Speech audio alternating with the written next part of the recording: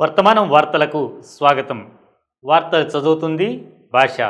ఈరోజు వార్తల్లోని ప్రధానాంశాలు: ఎంబ్రాయిడరీ రూపంలో కాన్వాయ్పై తన బాధను వ్యక్తపరిచిన గాజా శరణార్థి.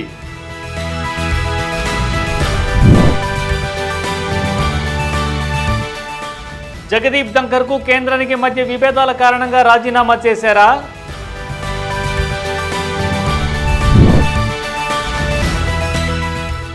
స్థానిక ఎన్నికల్లో 42% బీసీ కోటాకు మద్దతు కోరేందుకు ఢిల్లీ వెళ్తున్న సీఎం రేవంత్ రెడ్డి.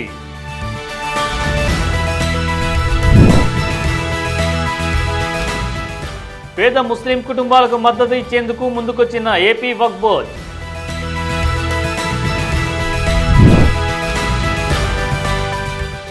పర్యాటకానికి ఊపు తెచ్చేలా హుస్సేన్ సాగర్లో కొత్త క్రూయిజ్ బోట్ను తీసుకొస్తున్న టూరిజం శాఖ.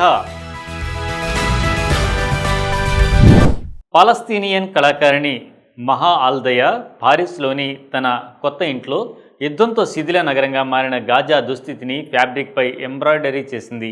యుద్ధానికి ముందు నేను పుట్టినరోజు వంటి అకేషన్స్ కోసం ఎంబ్రాయిడరీ చేసేదాన్ని, కానీ నేడు నా బాధను కుట్టు రూపంలో వ్యక్తపరిచానని 41 ఏళ్ల దయా అన్నారు. ఆమె కూడా చిత్రలేఖనం చేస్తుంది. 2023 అక్టోబర్లో గాజా యుద్ధం ప్రారంభమైనప్పటి నుండి ఫ్రాన్స్కు వీసాలు మంజూరైన వందలాది మంది పాలస్తీనియన్లలో దయా, ఆమె భర్త, 3 పిల్లలు ఉన్నారు. ఒకదాని తర్వాత ఒకటిగా గాజాలో క్షీణించిన పరిస్థితులు, యుద్ధం ప్రభావాలను ఆమె అల్లికల రూపంలో వ్యక్తపరిచారు.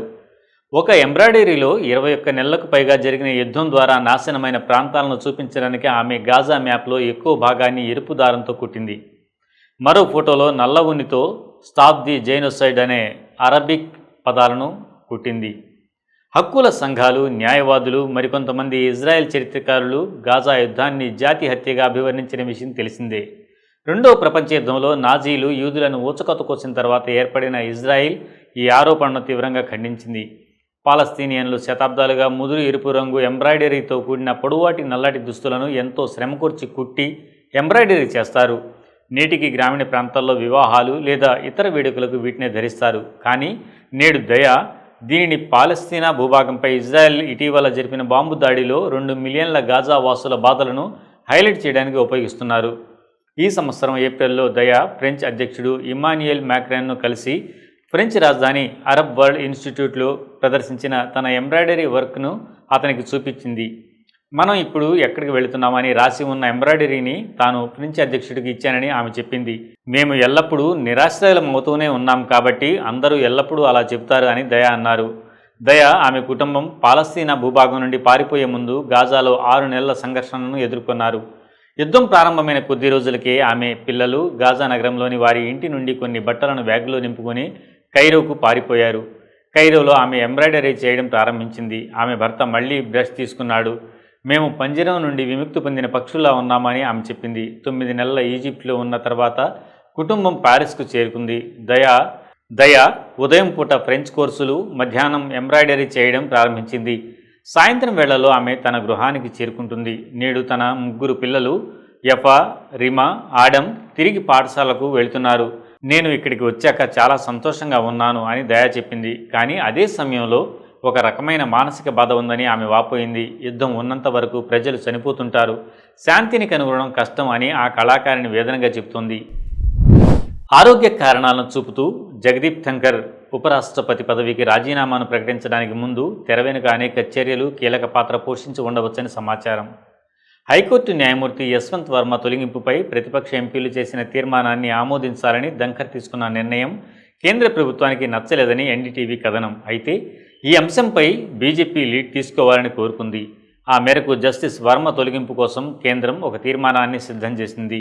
ప్రతిపక్ష ఎంపీల నుండి కూడా సంతకాలను తీసుకుంది. దానిని లోక్సభలో ప్రవేశపెట్టాలని అనుకుంది. ఈలోగానే రాజ్యసభ చైర్మన్గా ఉన్న ధంకర్ తమకు తెలుపకుండానే ప్రతిపక్ష ఎంపీల తీర్మానాన్ని ఆమోదించడం చూసి ప్రభుత్వం ఆశ్చర్యపోయింది.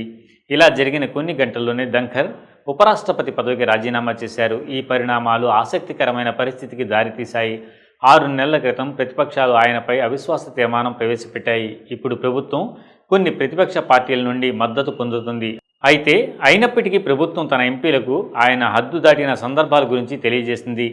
జస్టిస్ వర్మపై ప్రతిపక్ష ఎంపీల ప్రతిపాదనను ధంకర్ అంగీకరించడమే కాకుండా దాని గురించి ప్రభుత్వానికి తెలపలేదని విశ్వసనీయ వర్గాలు తెలిపాయి. ప్రభుత్వానికి సమాచారం ఇచ్చి ఉంటే అధికార పార్టీ ఎంపీలు కూడా ఈ తీర్మానంపై సంతకం చేసి ఉండేవారు అని ఆ వర్గాలు తెలిపాయి.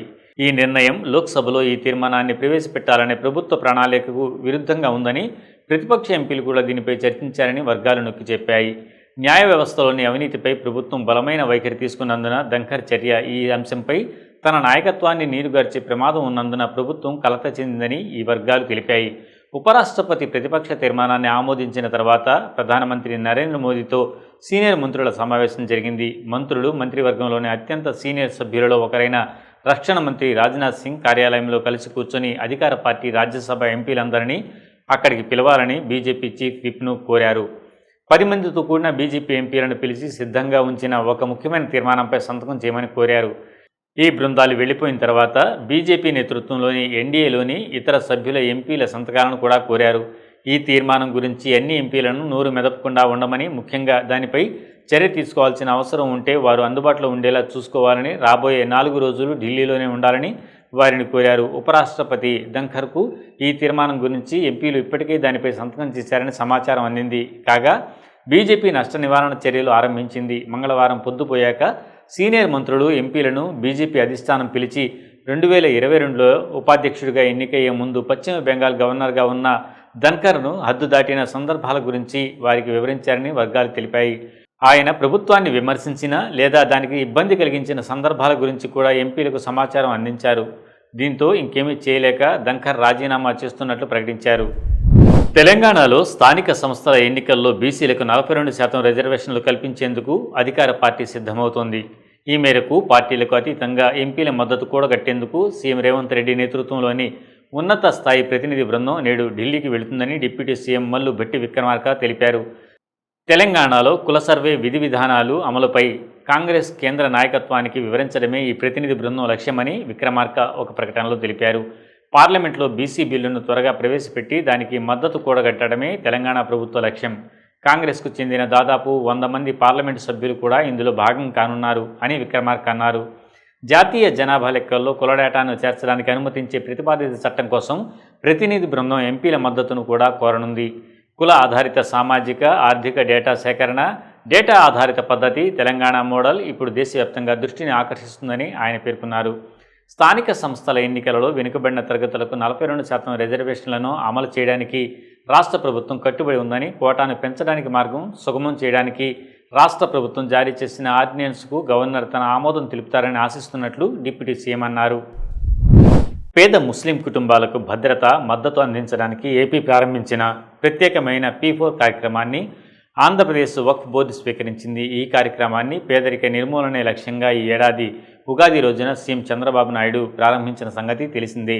P4 భావనలో భాగంగా జనాభాలోని అత్యంత సంపన్నులైన 10% మంది, పేద కుటుంబాల్లో దిగువన ఉన్న 20% మందికి మద్దతు ఇచ్చేలా వారిని ప్రోత్సహిస్తారు. ఇది సమ్మిళిత వృద్ధిని పెంపొందిస్తుంది. పేదల ఉద్ధరణకు ముందుకు వచ్చే ధనవంతులు, సంపన్నులను మార్గదర్శులు అని పిలుస్తారు. వారు బంగారు కుటుంబం పేరిట లబ్ధిదారుల కుటుంబాలకు మద్దతు ఇస్తారు. ఇటీవల నెల్లూరులో జరిగిన రాష్ట్ర స్థాయి సమావేశంలో ఏపీ వక్ఫ్ బోర్డు చైర్మన్ అబ్దుల్ అజీజ్ మాట్లాడుతూ రాష్ట్ర వ్యాప్తంగా ఉన్న వక్ఫ్ ఆస్తులను అన్యాక్రాంతం నుండి కాపాడుతూ వాటి నుండి ఆదాయాన్ని సంపాదించే మార్గాలను బోర్డు అన్వేషిస్తుందని ప్రకటించారు.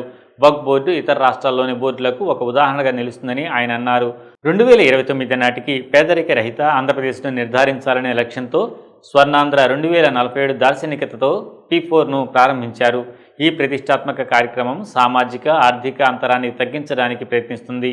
ప్రభుత్వం ఒక సహాయకారిగా వ్యవహరిస్తుంది. డిజిటల్ డాష్బోర్డుల ద్వారా పురోగతిని రియల్ టైంలో ట్రాక్ చేస్తుంది. బంగారు కుటుంబాలకు ఆర్థిక సహాయం, కెరీర్ మార్గదర్శకత్వం, సమగ్ర అభివృద్ధికి సహాయం అందించడానికి మార్గదర్శులను ప్రోత్సహించడం ఈ కార్యక్రమం లక్ష్యం.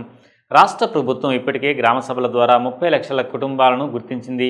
P4ను విజయవంతం చేయడంలో ప్రయత్నాలను సమీకరించాలని అధికారులు, మంత్రులు, శాసనసభ్యులకు సూచించారు. గుంటూరు జిల్లాలోని మల్లాయపాలెంలో MSME పార్కును ఏర్పాటు చేయడానికి ఆంధ్రప్రదేశ్ APIIC నుండి దరఖాస్తు అందిందని, టైటిల్ యాజమాన్యాన్ని మార్చకుండా భూమిని దీర్ఘకాలిక ప్రతిపాదనకు లీజుకు ఇస్తామని అబ్దుల్ అజీజ్ అన్నారు. కొత్త మల్లాయపాలెం వద్ద 233 ఎకరాలు, చిన్నకాకాని వద్ద 78 ఎకరాలు, గుంటూరు నగరంలోని పెద్ద మసీదు, అంజుమన్ ఇస్లామియా మత సంస్థలకు చెందినవి. 2018 భూసేకరణ చట్టం ప్రకారం APIIC ద్వారా IT పార్క్ అభివృద్ధికి ఉద్దేశించారు. హుస్సేన్ సాగర్లో బోటింగ్ కోసం పెరుగుతున్న డిమాండ్కు అనుగుణంగా తెలంగాణ టూరిజం శాఖ అదనంగా కొత్త క్రూయిజ్ బోట్ను తీసుకొస్తోంది. ఇప్పటికే హుస్సేన్ సాగర్ ఒడ్డున కొత్త కాటమరాన్ పడవకు తుది మెరుగులు దిద్దుతున్నారు. పనులు పూర్తయ్యాక త్వరలోనే దీనిని ప్రారంభించనున్నారు. ఈ కొత్త బోటులో 2 విశాలమైన హాల్స్ ఉంటాయి. వీటిని 2 అంతస్తులుగా నిర్మిస్తున్నారు. గంటలో 100 మంది సందర్శకులను తీసుకువెళ్లేలా వీటిని నిర్మిస్తున్నారు. పడవ 22 మీటర్ల పొడవు, 8 మీటర్ల వెడల్పు ఉంటుంది. పర్యాటక శాఖ వర్గాల ప్రకారం ప్రస్తుతం హుస్సేన్ సాగర్లో బోటింగ్ చేయడం వల్ల నెలకు సగటున 1.5 కోట్ల ఆదాయం వస్తుంది. పర్యాటకులను గంటపాటు సరస్సు చుట్టూ తిప్పడానికి ఆ శాఖ ఒక్కొక్కరికి 300 రూపాయల చొప్పున వసూలు చేస్తుంది. దీంతో ఒక్కో ట్రిప్కు గరిష్టంగా 25,000 నుండి 30,000 వరకు ఆదాయం లభిస్తుంది. కొత్త పడవను ఎయిర్ కండిషన్ చేయించారు. దాదాపు 3 కోట్ల ఖర్చుతో తయారు చేస్తున్నారు. దుర్గం చెరువు, సోమశిల వంటి హైదరాబాద్లోని ఇతర పర్యాటక ప్రదేశాలలో ఇలాంటి క్రూయిజ్ సేవలను అందిస్తున్నారు. ఇది బోటింగ్ను ఆకర్షణీయమైన, అత్యంత లాభదాయకమైన సేవగా మారుస్తుంది. హుస్సేన్ సాగర్ హైదరాబాద్లో ఒక ప్రసిద్ధ పర్యాటక బోటింగ్ ప్రదేశాల్లో ఒకటి. 1563లో ఇబ్రహీం కులీ కుతుబ్ షా హుస్సేన్ సాగర్ను నిర్మించారు. హృదయ ఆకారంలో ఉన్న ఈ సరస్సుకు ఆర్కిటెక్చర్ మాస్టర్ హుస్సేన్ షా వలీ పేరు పెట్టారు.